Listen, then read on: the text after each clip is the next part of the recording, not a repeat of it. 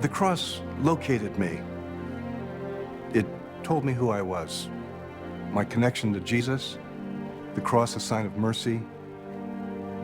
I saw crosses everywhere when I was a kid. I saw telephone poles as crosses. I looked up in the sky and I saw airplanes as crosses. The cross was central to the way I saw the world. It was like a sighting device, even, through which I looked. And then it changed. I began to see that this cross throws a shadow.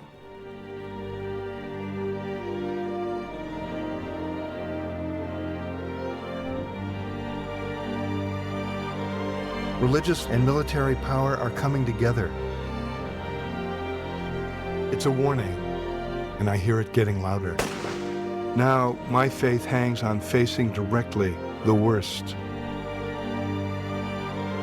This is the moment when Christianity turns violent. The things people do in the name of God. Every religious person has to take responsibility for the way in which their tradition encourages intolerance, suspicion, hatred of the other. We have some very clear reckoning with history to do. Why do we blame the Jews? Generation after generation, where does this contempt come from?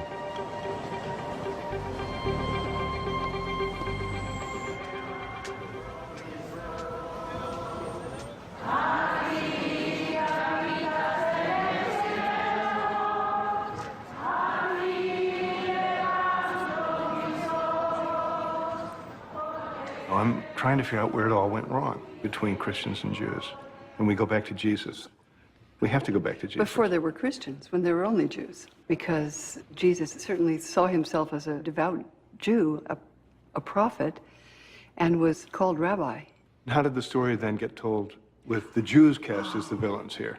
Well, it's an extraordinary twist, the way the stories are told in the New Testament Gospels. It says, basically, that it was the Jewish leaders who arrested Jesus, who tried him, who sentenced him to death, and who basically duped the Romans into crucifying him. Is that true to history?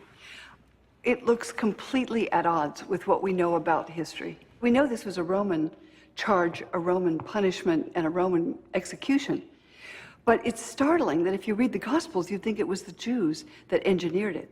At every Good Friday service, with the reading of that Passion narrative, the Jews, the Jews, the Jews, it really hits the ear. And Jesus is against the Jews. And I don't know how else Christians can hear this story.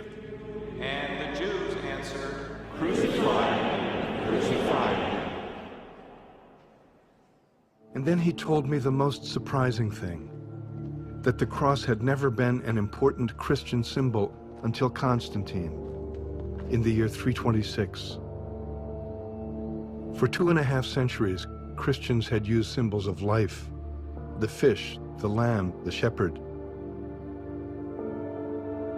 Now this image of execution is brought in to unify the empire under a single orthodox doctrine. And why wouldn't Constantine, a man who had murdered a son, be drawn to a God who required the death on the cross of his son? The finding of the cross at Golgotha proved, of course, that the Jews actually had killed Christ. It was used in that way.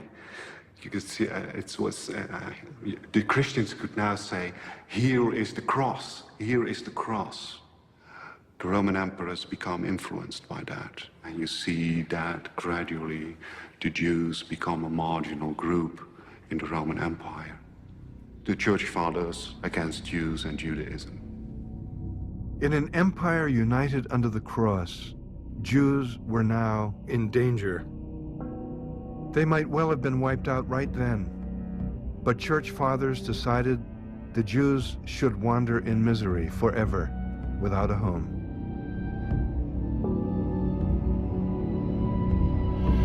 Pope Benedict here in Cologne reminded people of the Third Reich.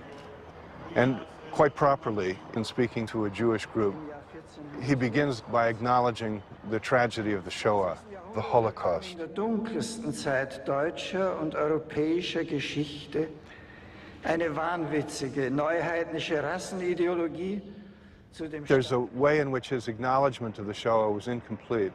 He said Nazi hatred of Jews was, quote, born of neo-paganism, unquote, as if that's the only source of it. Well, it was born of Nazi neo-paganism, but that hatred had two parents, and the other one, the long tradition of Christian anti-Judaism, he didn't mention.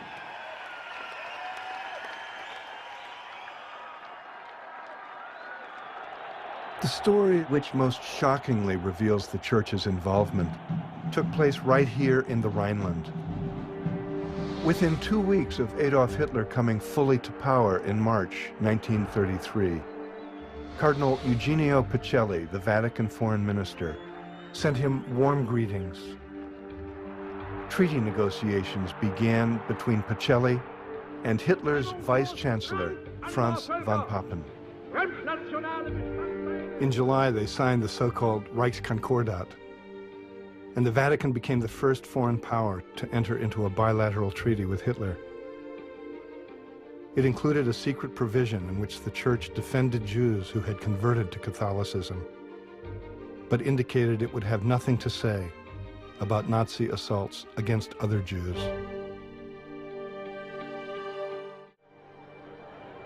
Cardinal Pacelli went on to become Pope Pius XII. While it may be unfair to call him Hitler's Pope, it's not too much to call him Hitler's Cardinal.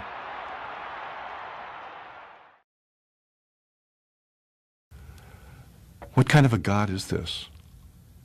What kind of a God requires destruction as a mode of creation?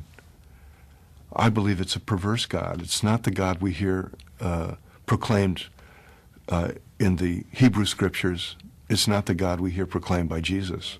I fled from my first ambition to be an Air Force officer and entered the seminary and embraced religion because I thought in my youth that religion was the opposite of violence. And you all know the history. I was, of course, stripped of that naive conviction bit by bit and fairly quickly over the next decade of the 60s. First reckoning with the Christian failure during the Holocaust, when I understood not only that there was this bystander phenomenon of Christianity, but that some of Christianity's core ideas prepared the ground for Hitler, not just anti-Judaism, which morphed into anti-Semitism, but this millennial notion that the death of the Jews is Act 1 in the return of the Messiah, the end time, and the achievement of salvation for everybody. Why did the Jews have to be converted? Because the conversion of the Jews in Jerusalem is step 1 of the return of the Messiah. And the elimination of Jews and Judaism through conversion morphed over the centuries into the elimination of Jews, however. It's a religious idea. It's a demonic idea, but it's a religious idea. And it's embedded in the book of Revelation, also known, of course, as Apocalypse. You use the image of siblings for Christianity and Judaism, both sibling rivalry and sibling kinship. Are the issues different with Islam? Christianity has defined itself positively by defining the synagogue negatively. There's no equivalent tension in Christianity's relationship with Islam, nor is there an equivalent tension in Islam's relationship with Judaism. We see the church in our time undergoing a revolution in its attitude toward Jews and Judaism. And if this can change, if the church can change this note of itself, stop defining itself positively over against a negative definition of Judaism, then what can't change? This is a very basic revolution in theology. Theology changes because human experience changes, which is a reversal, actually, of our traditional understanding. We used to think that theology defined human experience, but the truth is it's always been the other way around. Human experience defines theology. It's another way of saying the good news, right? Which is that God comes to God's creation through experience, through human experience. So, Israelis, Palestinians. I guess one of my important points here is, before we condescend to those two peoples who find it impossible for various reasons to bring their conflict to resolution, we should understand that there's an unnamed third party to that conflict. And it's us. It's the West. It's Western civilization. It's Orientalism on one side. It's anti-Semitism on another. Contempt for Jews, contempt for colonized Arabs. Done in the name of God in both cases. So that's actually in sum and finally what's at stake really in Jerusalem. And it's not unrelated that Jerusalem is also the ground zero of the nuclear threat now, in some part because of Israel's own not to be spoken of nuclear arsenal, which are called, by the way, the temple weapons, which of course generates the pressure toward nuclear proliferation, beginning probably with Iran, spreading who knows how and how quickly to other nations in the region, already of course coming to Pakistan. Israel has every right to be terrified of nuclear weapons. The terror should begin with Israel's own nuclear weapons. And the Palestinian demand for justice, the demand simply that the Nakba be understood as their annihilation, too. So the interruptions in history that have changed this old city and changed its meaning in a very particular way, Auschwitz and Hiroshima, but also in a very powerful way, the terrible tradition of white racist imperial colonialism, exacerbated by the discovery of oil just when the engines of Western economics needed it. And happily, a movement that seems, let's be hopeful about it, may be coming into its last act now. So Jerusalem, obviously, it's two cities. There's a mess of Jerusalem, which I identified with when I brought the mess of my young priesthood there in 1973. And there's the glory of Jerusalem, which has been a place of self-surpassing for human beings now for thousands of years, which is why we love it, why we fear it, but also why we need it still. So Jerusalem, Jerusalem, that's it.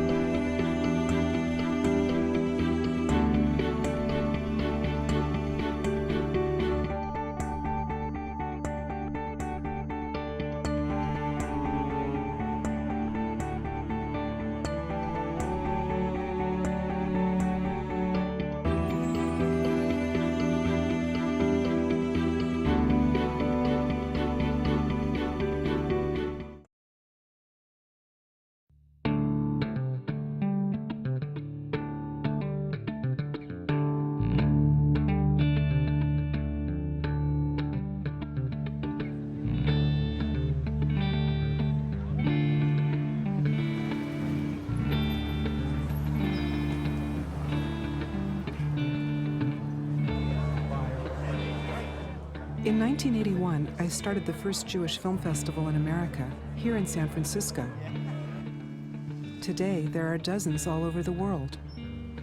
When I started, young Jews were rebelling against Hollywood stereotypes, making films about everything, a wild variety of stories. Audiences were excited and wanted to talk endlessly. It was fun and full of passionate debate. I first met Deborah when she was starting the festival. I was a TV news producer, and our conversations about Jewish identity, politics, and movies never stopped, deepening over the years into love and eventually filmmaking. Alan and I still return faithfully to the festival every year. Today, it attracts 35,000 people. Many consider it one of their favorite Jewish holidays.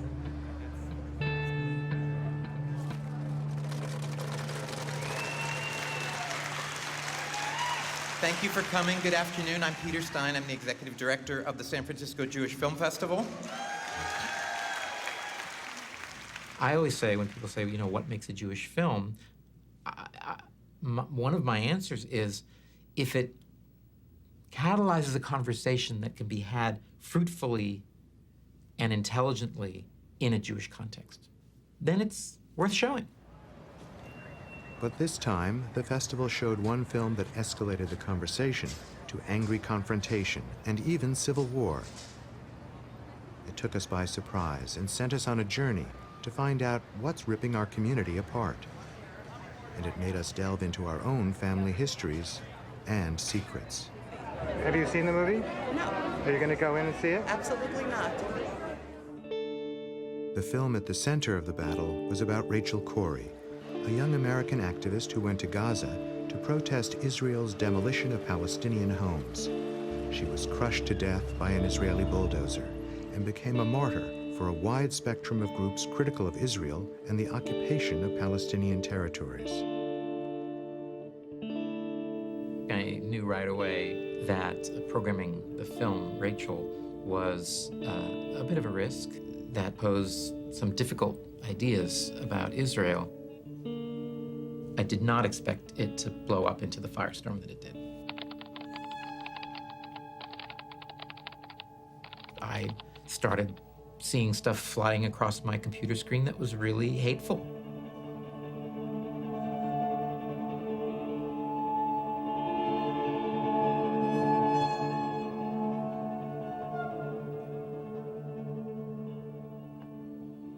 It was a campaign basically saying, you're staging an anti-Semitic event, you are an anti-Semite, you are a useful fool.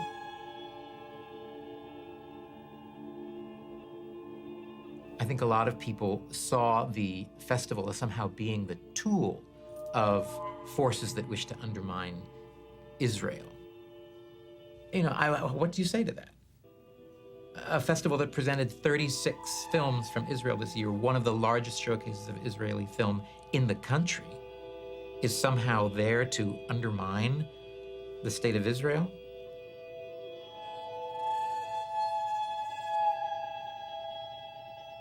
It's thought police in a way that I have not experienced before.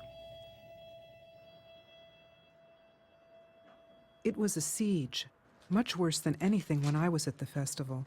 There was some hate mail then, but nothing like this coordinated deluge of internet rage from all over the world.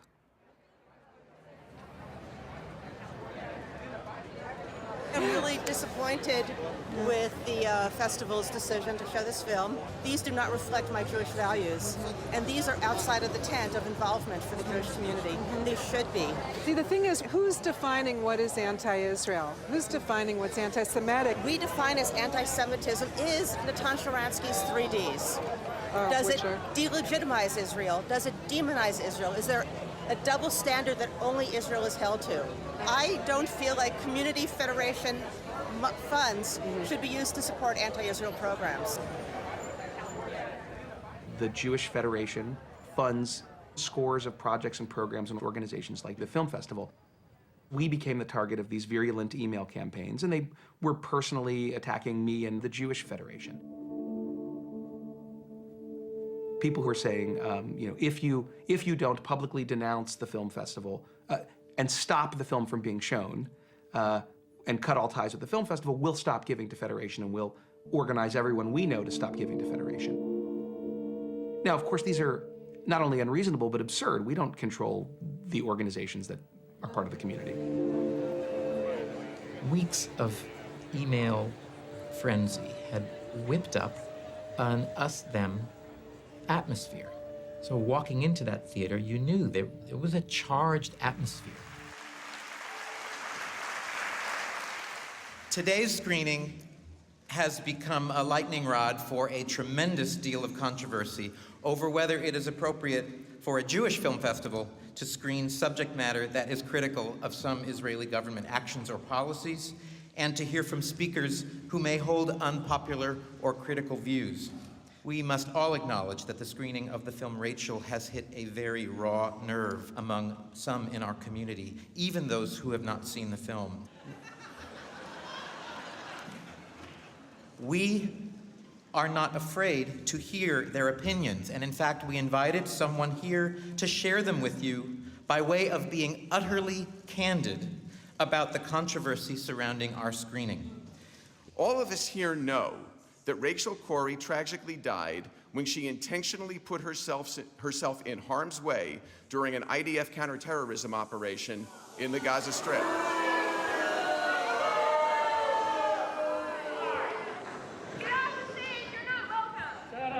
You need to be respectful. Please let him finish. A Jewish film festival should not be presenting a film and speaker that demonize Israel and that are being...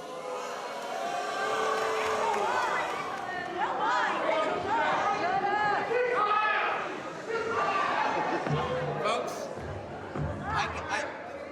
I gave a warning at the beginning that each element needs to... I was really dismayed by the audience reaction that afternoon. Despite my attempts to quell the heckles.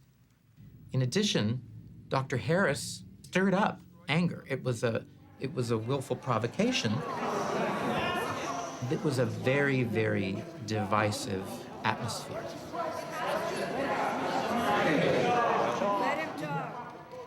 I was sad and frustrated by what I saw. The festival's unique space for conversation was being used by extremists on both sides to vent their anger at one another.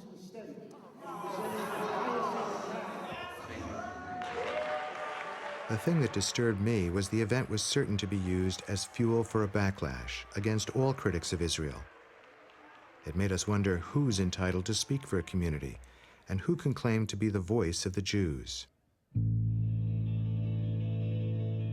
Increasingly, the only question that is being asked in many institutional Jewish settings is, do you love Israel unconditionally?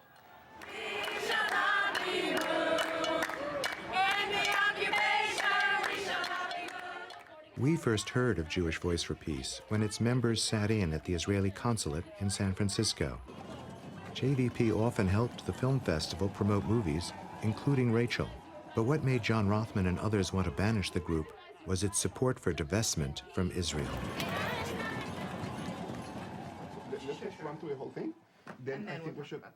We vehemently support the right of people to engage in all aspects of boycott, divestment, and sanctions that are legal, that are nonviolent. We feel that nonviolent resistance is exactly what needs to happen to help end the occupation.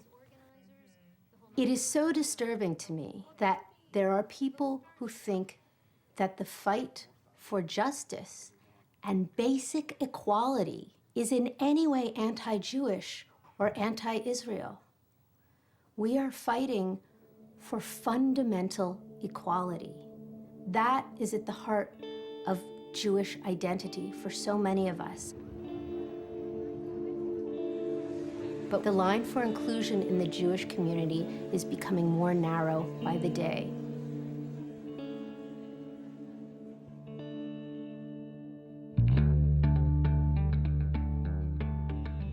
What happened at the festival made me wonder who gets to decide what being Jewish is and isn't. Do Deborah and I count as being Jewish enough? And what about our kids?